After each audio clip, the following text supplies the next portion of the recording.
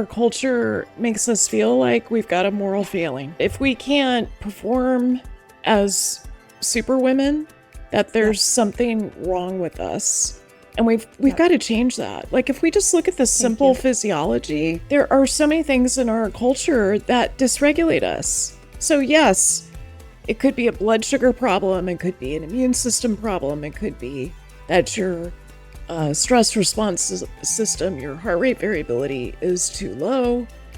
But a lot of this is a relatively normal response to an environment that is not designed in our best interests. Let me start by welcoming you back to the Resetter podcast, because you've been here twice. You actually may be the most frequent guest I've ever brought on. So I'm so happy to have you here. Happy to be here. Happy to be back. I have a lot to ask and a lot of detailed conversation I want to have with you, not just about autoimmunity, but about trauma. And so, but let's bring everybody into the conversation first, because I think autoimmune conditions are, and I think you would probably agree, are so misunderstood and so mistreated. So can we start by just explaining what the heck the body's doing when it's in that autoimmune phase or that autoimmune crisis? When you look at healthy people, healthy individuals, about 1 in 3 is making antibodies against their nucleus, anti-nuclear antibodies. That's according to some research that has been collected recently. And this is a dramatic increase from what it looked like 25 years ago. So we've got this massive rise in autoimmunity. And you're right, there's such a misunderstanding. There's such a gap when it comes to conventional medicine. We know that people with autoimmune disease, like psoriasis, Hashimoto's, multiple sclerosis, they often struggle for up to 7 years before they get a correct diagnosis, and they're seeing multiple doctors. So we are utterly failing these folks. Yes. So what is it we're talking about? We're talking about, I think of it as kind of this continuum from a state of health where your immune system is working perfectly, it's working really well, it's able to identify pathogens, things that get into your system that it needs to fight. And then at the other extreme is autoimmune disease. And that's where the immune system is dysregulated. But there's a vast middle ground between the two. And that's where we know that your immune system, which is designed to protect you, like it's this army of cells that help you fight pathogens and, just kind of distinguish what's foreign from what's your own tissues, it becomes confused. Mm-hmm. And that confusion can be for years, sometimes, 7 to 14 years before it declares itself as a disease that's recognized. Yeah. So that's what autoimmunity is. It's kind of that path before the autoimmune disease, where if you look under the hood, there are things that you can identify that are happening. So that leads the next obvious question is, what confuses it? Well, the confusion is something that you and I talk about a lot because we think in terms of root causes. And Alessio Fasano at Massachusetts General Hospital, pediatric gastroenterologist, talked about the three-legged stool. And so the three-legged stool that you have to develop autoimmune disease and lead to this confusion is genetic predisposition, together with increased intestinal permeability, leaky gut, and then a trigger. Mm-hmm. And that's where things get interesting. Yeah. Because, for some people, the trigger might be infection, like with COVID. For some people, it might be pregnancy and postpartum. That's a really common time, especially for Hashimoto's. And for some people, it might be perimenopause. Right. Right? People think of perimenopause as this hormonal change. Estrogen, progesterone, testosterone are changing. But it's much broader than that. Like your metabolic system, your immune system is dramatically changing. Yeah. The way I always learned trauma, I learned it through the lens of there's physical trauma, there's emotional trauma, and then there's chemical trauma. And I spent so many years in my clinic detoxing. Heavy metals was a big piece of what we did.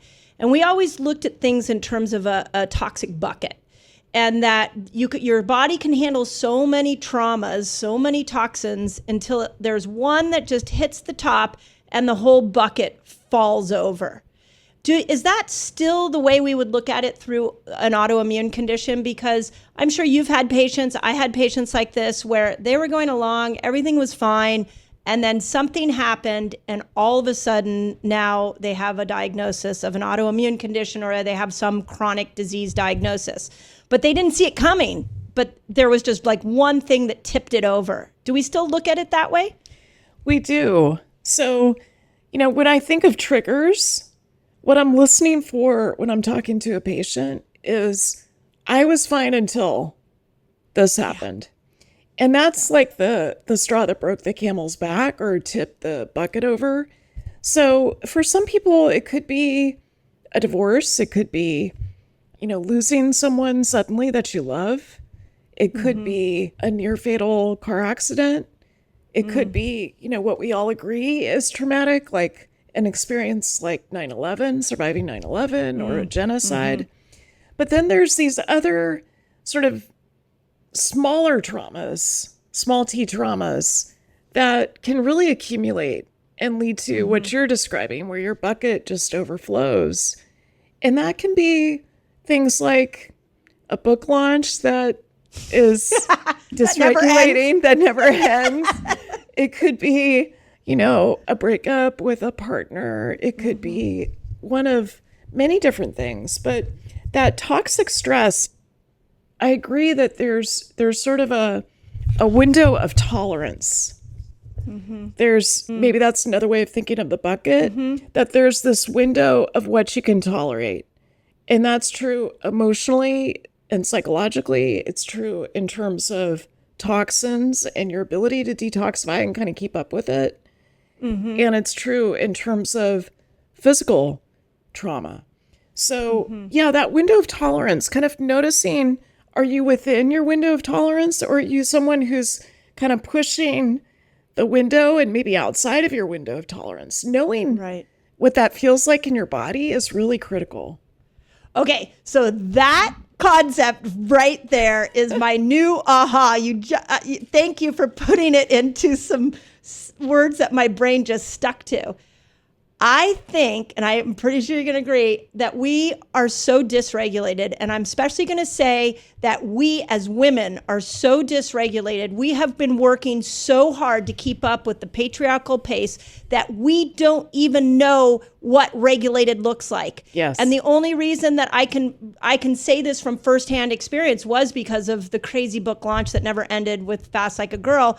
Once I said no, and I just stopped. I haven't been on a plane in like almost 10 weeks. Woo. I was on a plane every single week last year. And in that calm, I started to understand how off I was, how dysregulated I was.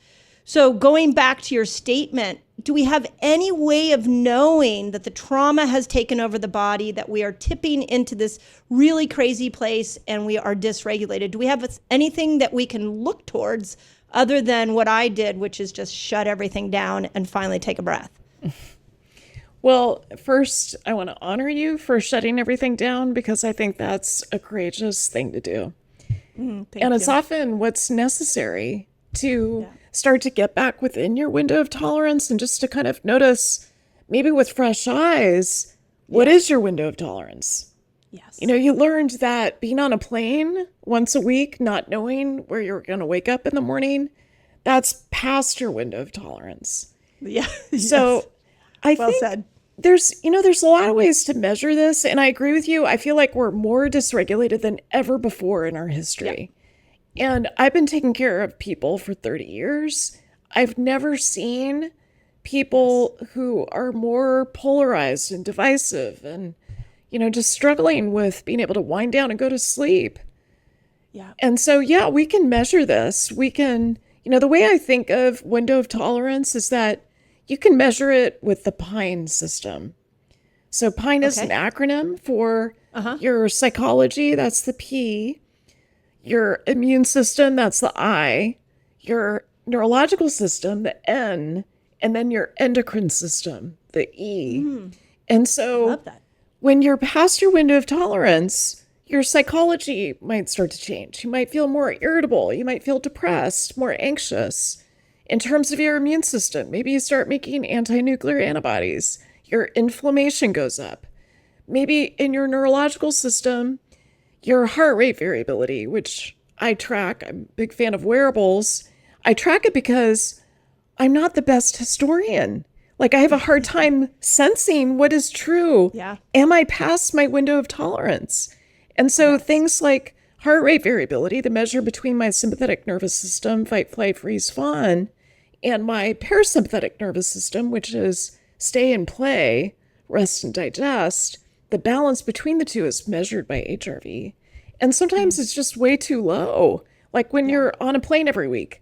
And then your endocrine system, of course, you can measure things like your cortisol, the stress hormones, estrogen, progesterone, testosterone, even insulin. And that links it to metabolism.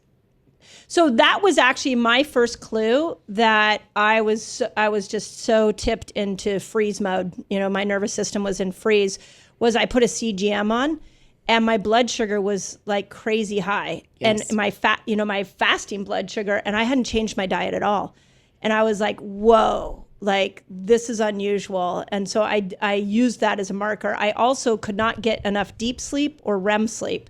I was like, I didn't matter what I did, I couldn't get those in order. And that was like, those were like little inklings along the way that I'm like, something's off.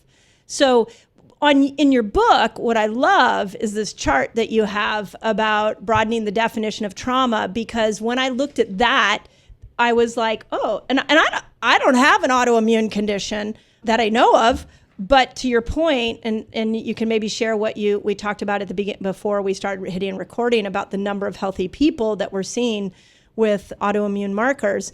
But when I look at this chart, I'm like, okay, overwhelm, yep, got that. Anxiety, yep. Hypervigilance, insomnia, difficulty connecting, anger, easily triggered, difficulties with focus, depression, self-sabotage, negative thought patterns, like all of those. Yeah. Well, I came up with this list because I had all of them, right? I mean, right.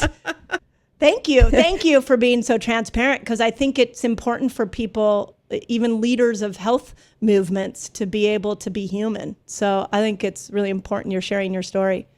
Well, we have to talk about our vulnerabilities, and this is another place where I'm at a point in my life, like I'm in my 50s, where I realized that these symptoms, things like overwhelm and being easily triggered and hypervigilance, they are messages, divine messages to be decoded.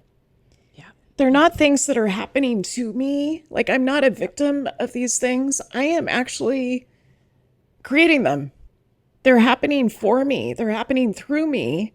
And so my work is to understand what those messages are about, to understand what's true for me, like look upstream and also downstream to see what these mean in the context of my body, and then to do that for my patients.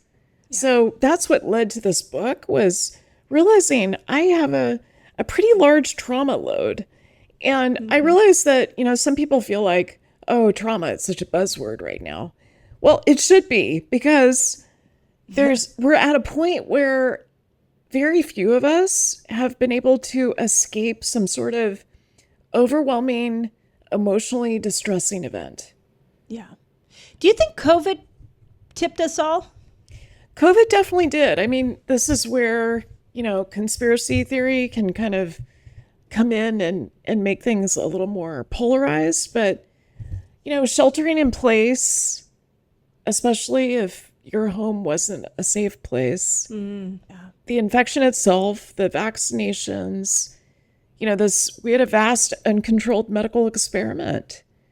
Yeah. And so, what we know, there's still peer-reviewed journals that are just starting to publish about this, but there's the classic autoimmune diseases, of which there are 100, and include some of the ones that we mentioned. And then there's non-classical autoimmune diseases, including long COVID. So we're seeing a rise of all autoimmune diseases post-pandemic. And, we're still trying to understand what that is. But I think the pandemic was definitely a trigger for a lot of us. So you could look at each individual thing. You could say, let's just take the average person within the pandemic. We had the quarantine, so that could be a trigger. Then many people actually got the virus. So that could be a trigger. And then we have a vaccine that was rolled out that wasn't thoroughly tested. That could also be a trigger for some people. So when I hear a lot of people post-pandemic disoriented, nervous system's not regulated, like lost. Let's just say that. They're lost in their life. They're lost in their health. And what I just heard and what you're saying is that it could be all those things that just threw a whole society off. Absolutely. And some of these triggers can interact with each other. Oh, talk about that. Yeah. So the people that I saw among my patients that I take care of who had the most dysregulation through the pandemic were women 40 plus. Yeah. So that juxtaposition of these vast hormonal changes, immune changes, metabolic changes, you superimpose the pandemic on top of that. The vaccine reactions I saw were mostly women who were 40 plus. New onset type 1 diabetes, new onset multiple sclerosis, new onset rheumatoid arthritis, long COVID. So some of these triggers can interact with each other and can be interdependent.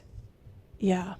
So if you went into COVID with a brewing toxic bucket, and then you hit all that, and then on top of that, you were in your perimenopausal years, I just want, because this is my audience, these are women over 40, and I want them to hear themselves, because what I think we do as women is when our health isn't working right, when our brain isn't working right, we don't think it's somebody else's problem. We think it's our problem, and we turn on ourselves. And we start going, I did something wrong, I must not be good enough. And that's where it breaks my heart. So can you talk a little bit about what happens when you see this dysregulation in 40-year-olds that are already struggling with the loss of all these neurochemicals? How do we support her so she doesn't think she's crazy? I'm so glad you're raising this, because there's a way that our culture makes us feel like we've got a moral failing. Yep. That if we can't perform as, super women, that there's something wrong with us.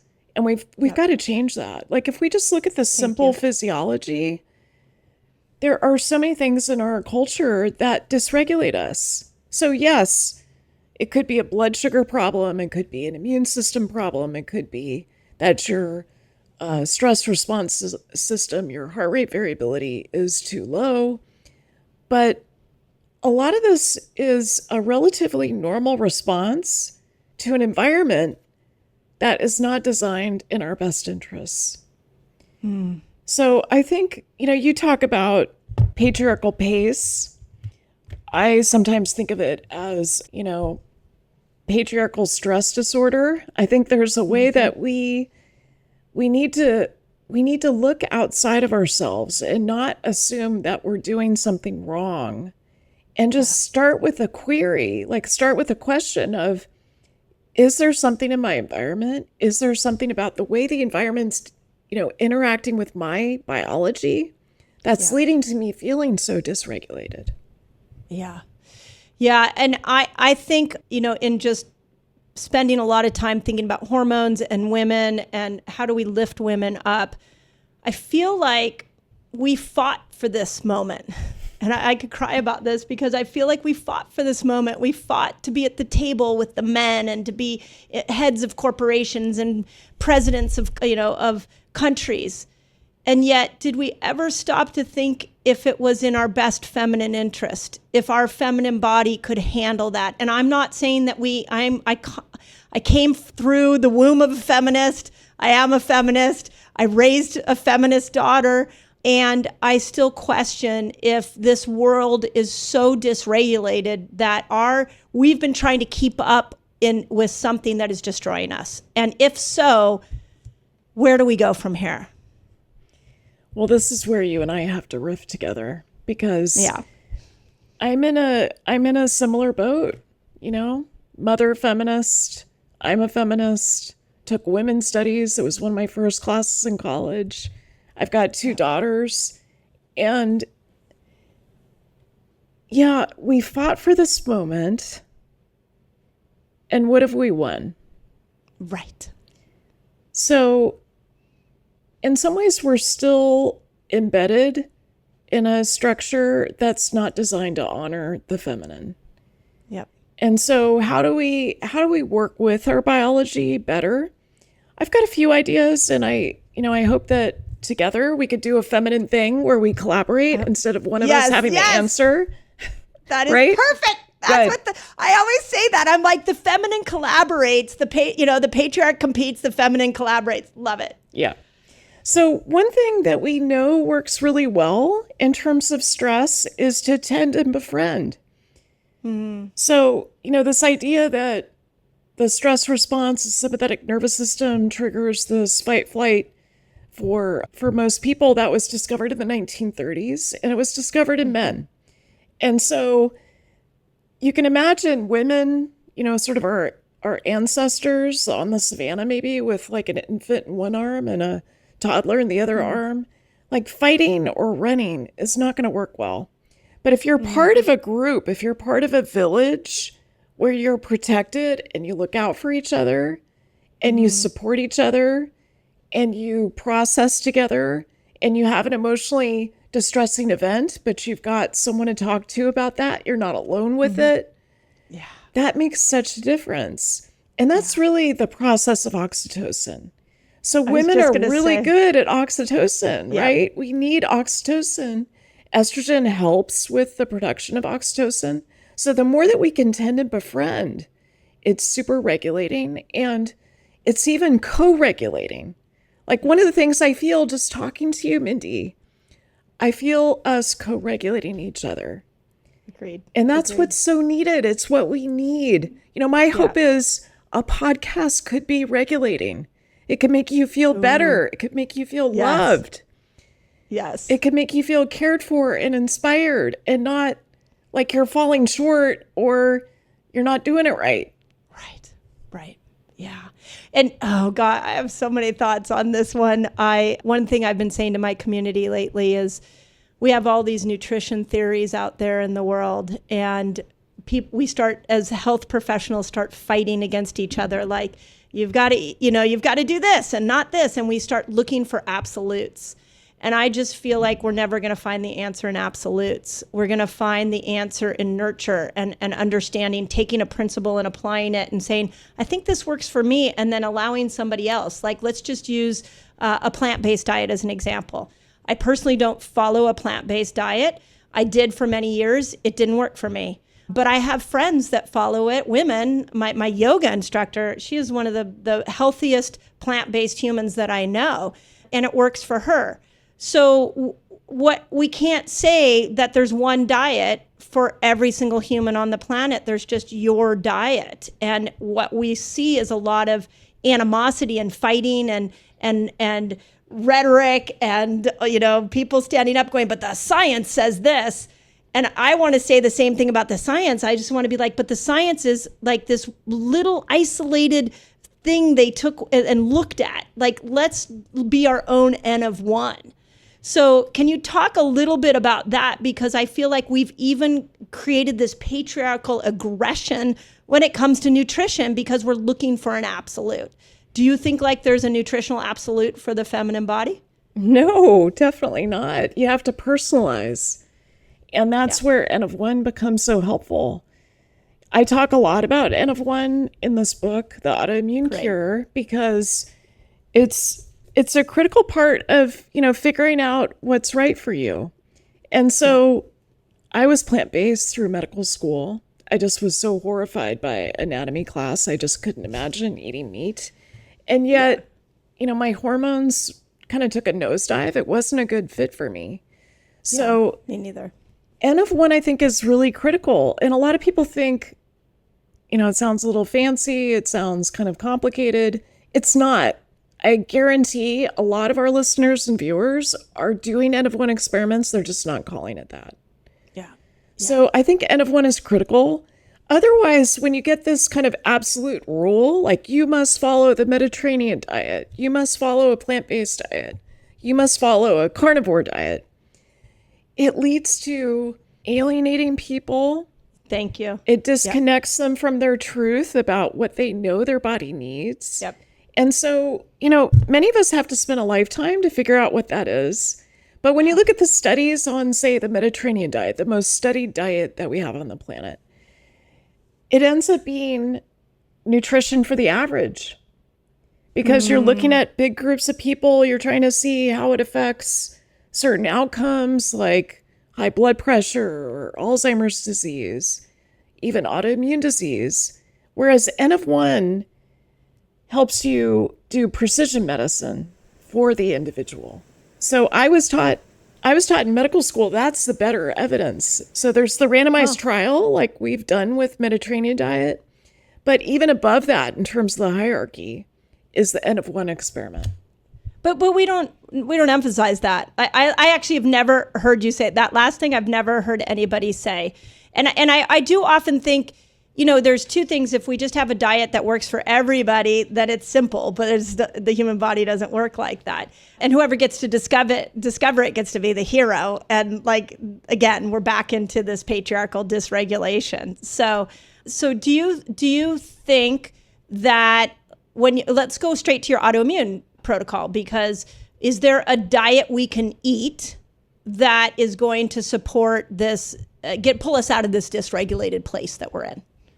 Yeah, the studies show that a properly designed elimination diet really makes a difference with autoimmune conditions. And this, so what yours is. What you're reacting to. Exactly. So it's a way to do the N of 1 experiment. So an elimination diet is an N of 1 experiment where you're taking the things that are most likely to trigger your immune system and you're eliminating them for a period of time. For some people, 3 weeks. For some people, 3 months. Just depends on your condition. So you eliminate the gluten, the dairy, the nightshades, maybe nuts and seeds, the things that tend to be immunogenic. And then you slowly add them back and see how you react to it. So it's a way to personalize diet that I think is really effective. And it also helps with leaky gut. Yeah. So talk about leaky gut, because I know Stephen Gundry, he and I had a real detailed conversation when he put out the energy paradox. I asked him what the number one reason that somebody would lose energy, and he said a leaky gut. But I feel like it's a little bit like this trash can diagnosis. Like we just put all these symptoms in the category of leaky gut, but we don't really know what to do with it.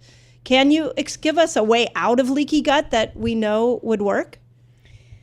Well, I would say start with an elimination diet. So I talk about elimination diet in the book. There's a whole chapter on it. I think that is probably one of the most effective ways of trying to reverse leaky gut. And then you want to think about some of the things that trigger leaky gut. So if you look upstream, that includes alcohol. Yeah. So now might be a good time for us to talk about alcohol. I was going to say, I go for it. But here's what you have to say about alcohol. You have to say it through the lens of a perimenopausal woman who's losing progesterone and hits the end of the day and she can't calm herself down, and that glass of wine is her BFF. Yeah. Say it through that lens. Yeah, I am that woman. So Me I totally too. get it. I was that woman too. I totally get it. I think the challenge here is that the very thing you think you're getting from alcohol, you're not actually getting. Yeah. So people drink because they're, they feel like their nervous system is frayed. They feel dysregulated. They're just trying to transition after a long, busy day. They want to relax. They want to just take it easy for a while. And yet alcohol is raising your cortisol. It's raising your stress hormone. It's disrupting your sleep that night. It's leading to the situation the next day, depending on how much you drink, that can make you feel more anxious and kind of erode your mindset. So I would say there's much better things that you could swap the alcohol for that I talk about in the book, like microdosing on mushrooms, like, yes, I have questions and on that. we'll talk about Yeah. psychedelics, breath work. You know, one of my favorite things that is in the book is kanna. Kanna is similar to MDMA.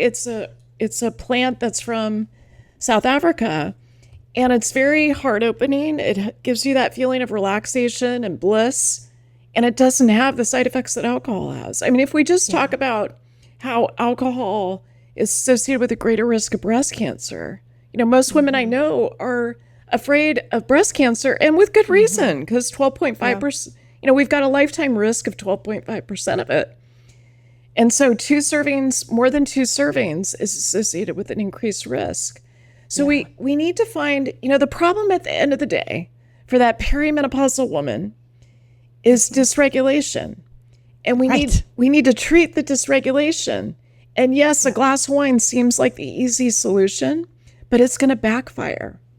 Yes. Yeah. And that was my experience for sure in the last couple of years, and to a point where I've finally now been able to unwind myself from it. What are your thoughts? What about marijuana? What about how many women do a gummy at night to be able to sleep? So I think cannabis definitely has a role here. I think it does help with sleep. It helps with relaxation. You just have to track your relationship with it. Right. So just like I would say women should track their relationship with alcohol and notice, you know, are they drinking so much that it's causing leaky gut and it's causing an imbalance of their bacteria, dysbiosis in their gut, potentially putting them at a greater risk of breast cancer. You also want to track your relationship with cannabis. And if you're using it daily, that's where you got to wonder, like, is this the best thing? But I think occasional use is helping the endocannabinoid system. It's helping with reducing inflammation. So I'm a fan of it more in a ceremonial use. Interesting. Okay, but still, if the woman, you're not saying like to the woman who, instead of having your glass of wine at the end of the day, smoke a joint, you're saying like, do some breath work, do the, canna I heard of a while about. So you're saying just move to a different parasympathetic stimulator. That's what I'll call it. Yeah, try some things to regulate yourself. One of the things I do at the end of the day is I take a sauna. So I go sit in the sauna for 30 to 60 minutes. I do some breath work. I find that holotropic breath work is super effective for me. So I'm a big fan of that. I talk about that in the book too. What we want to do, kind of a bigger frame here, is we want to create healing states of consciousness. Healing states of consciousness. So that might be with cannabis. It might be with breath work. It might be talking to a girlfriend. Like, I feel a healing state of consciousness talking to you, Mindy. Agreed. It might be kanna. It might be psychedelics. So you've got to find your list of what grounds you, what helps you when you feel dysregulated. Yeah. Because wine is not the long-term solution. No. Well, and I always say that I feel like alcohol and even marijuana is a dissociative. So you're going to check out. Whereas what I've seen, my personal experience with psychedelics and just the research I've seen, it's a check-in. And it's a way to go into yourself and start to get to know a version of yourself, which I have to tell you, I haven't given you an update, but the last time you and I talked, I brought you on my podcast and I asked you a question about trauma. And I said, what's the best way? This is like 2 years ago, maybe even 3 years ago. I said, what's the best way for us to deal with traumas that might be affecting our hormones? And without a doubt, you said psychedelics. You actually, I think, specifically said ketamine. And I was not expecting you to say that. And it set me down a rabbit hole of trying to understand psychedelics. And I've been all over PubMed looking at the research I can find. I have done several ketamine-assisted therapies myself now since your comment. I've done several higher dose psilocybin journeys. I've experimented with microdosing psilocybin, and there's something there. Yes. So that is healing. And that might be why I was able to see the dysregulated state that I had gotten into. So can you talk a little bit about that? And I've been talking pretty openly about this on my platform, but I'm so happy you included a chapter on it in the book. Well, I'm delighted to hear that our conversation inspired you to look into this. And, The thing that I think is interesting, you talked about dissociation. And what I found personally is that I dissociated all the time.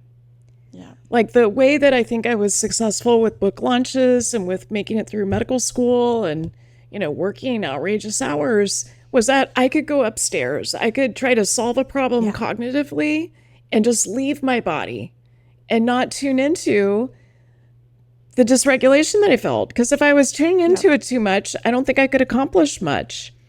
That's right. So I think a lot of us are functionally dissociated, and it's important to recognize that. So the thing about psychedelics is that they're especially effective for those of us who tend to dissociate. And the dissociation pattern often stems from childhood. So you can look at this, you can look at like your adverse childhood experiences score, your ACE score. We've got a questionnaire on our website if people want to figure out what their score is. Do you know your score, Mindy?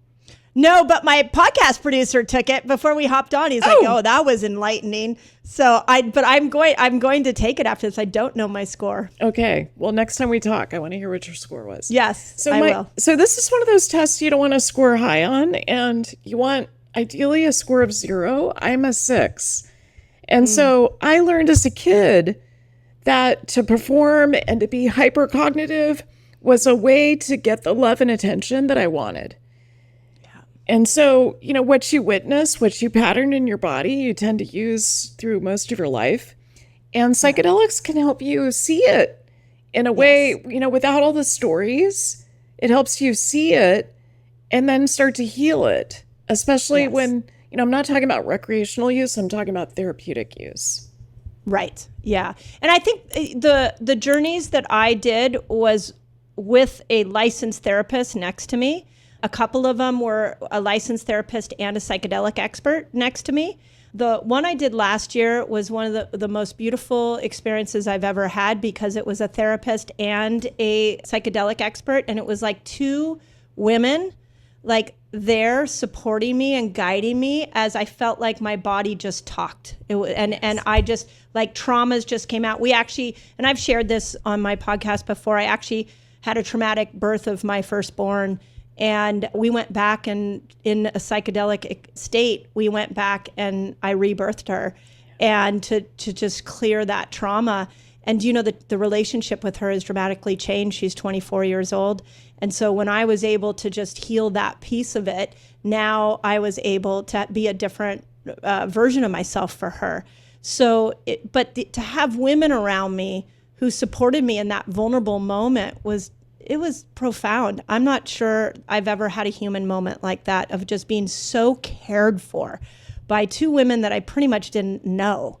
It's really profound. I love hearing this because, I've gotten certified as a psychedelic in psychedelic medicine. I've got 3 certifications with ketamine, with psilocybin, MDMA, and I see this all the time. I think that especially for the female body, there's an opportunity to create regulation that is unparalleled.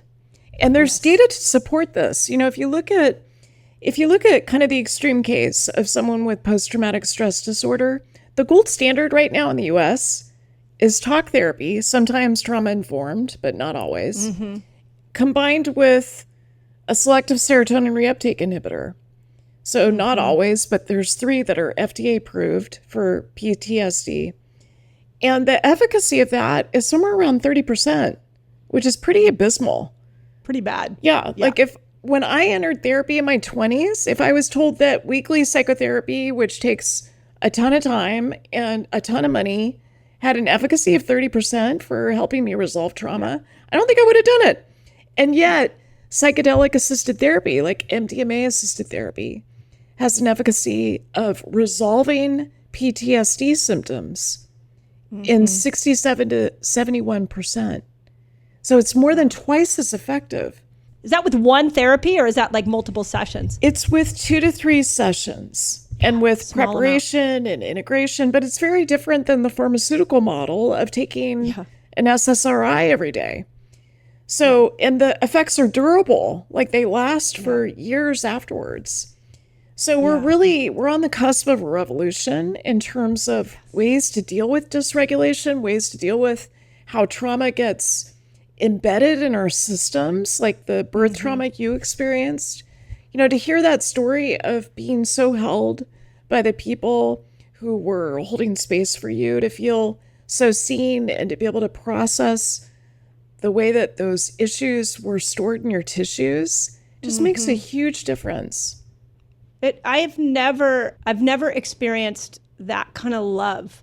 And I don't mean that because the MDMA. I mean, it was a trifecta of several things that took me on that journey that day, but MDA was one of them. But that was the moment that I did it last May. And when I came out of it, I was like, that's the beauty of women.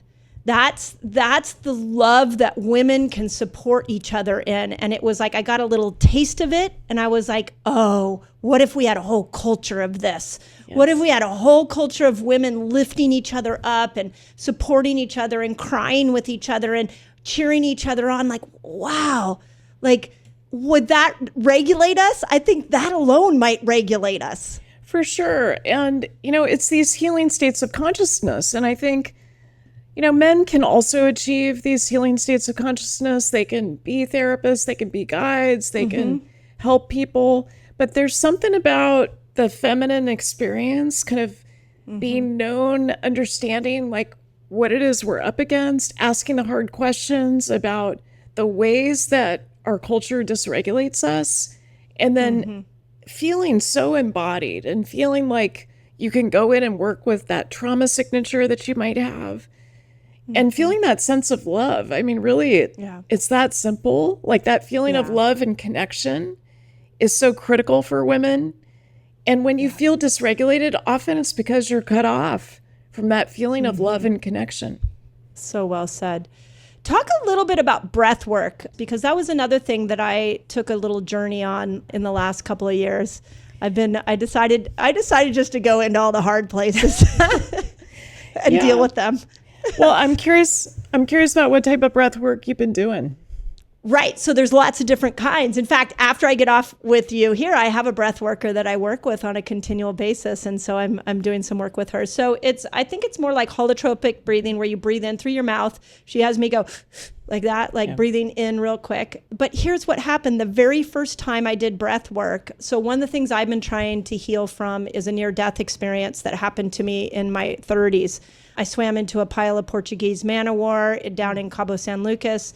There was probably 10 or 12 of them wrapped around me. I went into anaphylactic shock, and it's a long story, but I went down the tunnel. I had the life review. I went down the tunnel, and I was stopped from going to the other side. But there was a picture of my husband and my two children who were in first grade and third grade at the time. And they like stopped me from crossing over.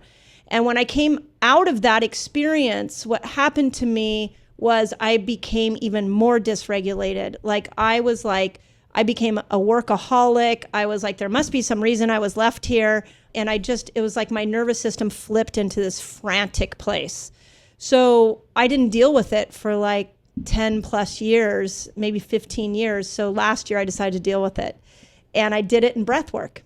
And the first time I did this holotropic breathing, I literally had the same physiological experience that I had without the tightening of my throat when I went into these jellyfish. And I remember saying to my breath worker, I was shaking, and I'm like, this is it. This is what I was doing. But what blew me away is that my cells had that memory. For 15 years, they did not let go of that memory until I engaged in breath work and brought it to the surface and was willing to release it. What a story. I mean, this is, we talk about how trauma gets lodged in your body. There's this signature of trauma. And this near-death experience, it just sounds so devastating. And it was scary. And then that conclusion that I think is part of patriarchal culture, that, okay, I was spared, so now I have to really give my gifts to the world, and I have to overfunction going forward. Like, that's it makes sense that you would feel that way. And that's the way that trauma sometimes can live on in the body, make us overfunction. And so I had a similar experience with holotropic breath work. I went to a medical conference, not a near-death experience, but I went to a medical conference in Las Vegas, and they had a holotropic breathwork tent.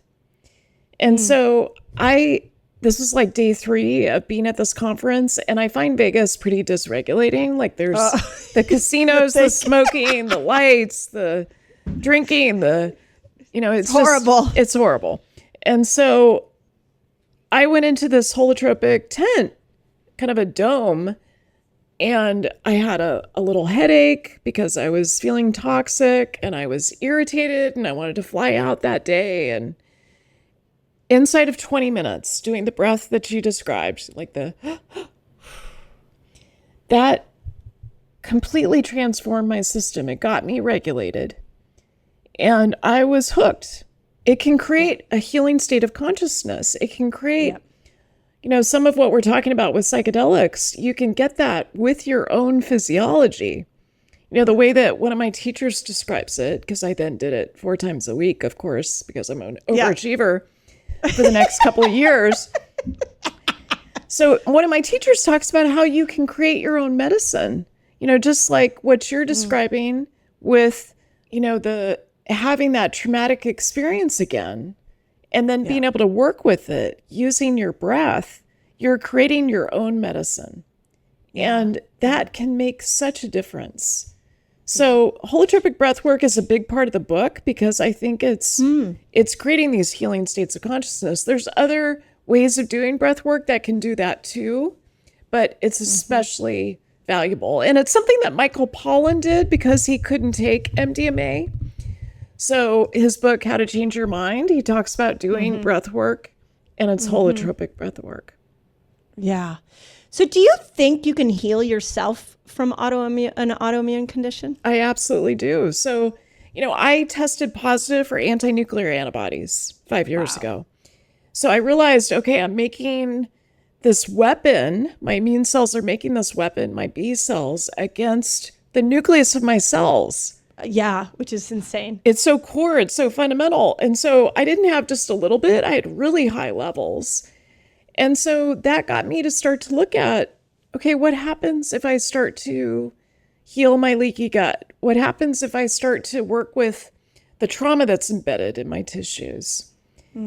And last year, when I was finishing the book, I tested my anti-nuclear antibodies again, and they were 0. Amazing. So I totally believe that you can do that. And I see it all the time with patients that I'm taking care of who've got Hashimoto's thyroiditis, and we implement the protocols that are in the book, and they're able to, get their antibodies way down, sometimes to the normal range. Amazing. And it's not with some big medication. It's with, these fundamentals, like the way that you eat, move, your level of embodiment, the way that you have trauma embedded in your system, as well as immunomodulators, things that can tonify the immune system, like vitamin D, curcumin. In the case of Hashimoto's, black cumin. We know that low-dose naltrexone can also be really effective. So we cover all of that in the book. Yeah. So, it's interesting as you were talking about the book and the protocols in there. One of the insights I had in putting Fast Like a Girl out into the world is how much a well thought out book. And I'm just going to say, I know mine was just because I spent so much time, and I know all your books have been that way. When you literally sit in the place of writing a book to help a person with a condition and give all the resources you can possibly think to give, there becomes this moment that a book actually becomes medicine, becomes the doctor. It becomes medicine. And I think it's between that and our ability to get a message out on social media, we can take a lot of that and start to heal ourselves. So, but we have a healthcare system that doesn't really applaud that. There's not really this moment of like the let's just call it the patriarchal healthcare system wanting us to heal ourselves. So speak a little bit as we finish up here. if I'm a woman, or I'm going to say a woman, if I'm a woman that has an autoimmune condition, I'm listening to this podcast, I'm like, I have Hashimoto's, and my doctor literally never said to me anything about psychedelics and traumas and leaky gut and all the things we're talking about. They go and they get your book and they move into action. How do they work with their doctor once they go into that action? How do we lovingly invite the doctor into this healing space? Well, the patriarchal model in the healthcare system is that the doctor knows best. The doctor is the expert. And there's kind of this top-down approach. You will do this. Like, here's your thyroid medication. See you next year. Whereas we know that a more feminine approach, a more collaborative approach that's looking at the upstream root causes of why you have Hashimoto's or some other autoimmune disease, we know that that's more effective. And I think what happens, we're sort of trained to do this. What happens is that we take that 15-minute appointment that our insurance maybe pays for, that's twice a year with our doctor, and we kind of see that as that's our health. But you're actually turning over your power to the wrong person, because you can be your own best doctor. Like, you can take your health into your hands and you can say, okay, I'm going to be empowered about this autoimmune condition, these antibodies that I have. And I'm going to start to make some changes with lifestyle, with, some of these things are not expensive. An elimination diet, holotropic breathwork, very low cost. The book itself, The Autoimmune Cure, very low cost. Right. There are things that you can do that really address those upstream causes. And that's the challenge that I want to impart, that people realize you have the power to make these changes. So how do you work with a clinician? You got to find the ones that are open-minded. That's right. And when you find the ones who've had their own health crisis, maybe they had Hashimoto's when they were postpartum. Maybe they got diagnosed with multiple sclerosis and they're not happy with the latest biologic that they have to take. When you find those clinicians, those are the ones you work with for the rest of your life, because they're open-minded and they understand kind of the power dynamic, and they want you to recreate health. Okay, have you been watching my videos and you're like, I don't know how to put this stuff all together? You might need my fasting lifestyle free course. I'll teach you exactly how to do it. Just click on the link above, it'll take it to you, and it's absolutely free. My gift to you. Yes. So well said. I always say, and if you have the resource and that doctor you want to go to, it lives in another state, you hop on a plane and you go. Like, you do whatever you can to make it a safe environment where you are working with your doctor on your healing journey. And if they're not, in your network, or they're not in your, in your town, you do everything you can to get to somebody who is exactly as you described. So, yeah, so beautiful. We're going hiking when you're out of your book launch, because I really, when I realized how dysregulated I was from my never-ending book launch, I kept thinking about people who had come before me, and you were one of the people that I thought of. And I was like, Sara, where'd Sara go? I don't really see Sara on social media as much. And then I saw somewhere that you were putting a book out, and I was like, oh, look at that. She's not doing the traditional book launch, which is the patriarchal pounding of the pavement. That's right. And so it was really beautiful when you did your birthday post. I was like, there she is. That's what she's been doing. So it's a different model, Mindy, right? Yeah. Like, I'm, and I asked to do this book launch differently. I wanted to do it having conversations like this, where we're regulating each other and we're regulating our viewers and our listeners. It's a different way of talking about a book. And that's what I most want. Like, those are the conversations I want to be having. And I'm at an age, a lot of people say when you're 50 plus, you just don't care as much about other people's opinions. True. And it really frees you up to say, okay, that's regulating. That's not regulating. I'm going to go over here and do this. Yeah. Well, I'm going to call you the diva of the book world. You're like the queen. You're the one that has been at this for so long, and it's really impressive to see you do it different. And I only after doing it the patriarchal way have I realized that I will never do it that way again. That is not for me anymore. So I do really well when I see an example, and you have become that example for me. So thank you so much for standing up for your own regulation and for showing us all how it's done. It really, truly is touching me. And I can't wait to go get out in nature with you. Yes, please. Well, you are my sister. And thank you. yeah, I am here for you. I am here for you. Thank you. Thank you. Let me finish up on this question. This is something I've been asking everybody this year because I think it's a really interesting one, which is, what does health mean to you? Like, how do you know when you're healthy, and what does it mean to you? And do you even have any health goals anymore? Do you have a goal that you're shooting for? Or is that too patriarchal of a goal? Might even be a patriarchal word now that I'm thinking about it. But do you have a target? Do you have something you're searching for?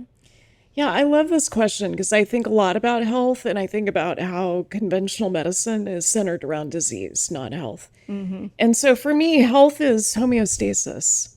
Yes. It's where the internal process, your internal physiology, is in a state of balance regardless of what's happening externally. So homeostasis is really critical. I know what it feels like in my body. And so a big part of what I do with the way I live my life now is to use that as my kind of North Star, that sense of homeostasis. And you only got there because you've done some work to get there. I really want to point that out because I feel like I got a glimmer of homeostasis in the last month.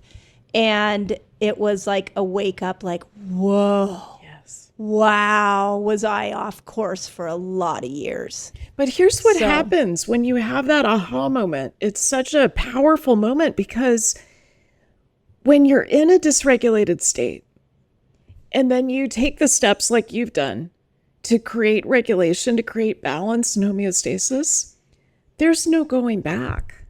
No. Like it's so miserable in contrast. Yep. You never want to go back there. Yes. So I want people to understand, if you're feeling dysregulated and like you can't wait to have a glass of wine tonight because you feel so dysregulated, the way you feel, like it's easier to correct it than to live with the misery of being dysregulated. Yeah. Yeah. So well said. Well, I could talk to you forever. Thank you. I think we should co-regulate together more often. And I really see a new paradigm of health opening up for women from books like what you've just put out in the world. So thank you. Thank you for taking the time to do that. And thank you for doing the book launch in a regulated way. I'm watching and I really appreciate it. So, well, you're next. The next book. I know. Thank you. How do people get this book? We should probably, I know this is a patriarchal question. How do people get this book? Well, you can get the book anywhere books are sold. You can go to Amazon, Barnes & Noble, your local independent bookstore. You can go to my website, SaraGottfriedMD.com. We've got, links to purchase it there. We've got giveaways and contests that we do occasionally, and we try to incentivize people to engage with the book and then hopefully spread the message as you become more regulated. So anywhere books are sold, you can get the Autoimmune Cure. Wonderful. Well, I adore you. Thank you so much I feel calmer than I started. So we definitely... I hope the listener did too, but I'm going to go after this right into breathwork. So today has been a great day. So appreciate you. And I can't wait to go hiking and discuss this more. Awesome. Thanks, Mindy. My pleasure. Okay, where are my gals that are struggling with hormonal imbalance? Bloated, feeling like you're not making progress with weight loss? You need to add these foods in so that you can support better hormonal health. There is a lifestyle that estrogen wants you to live, and there is a lifestyle that progesterone wants you to live.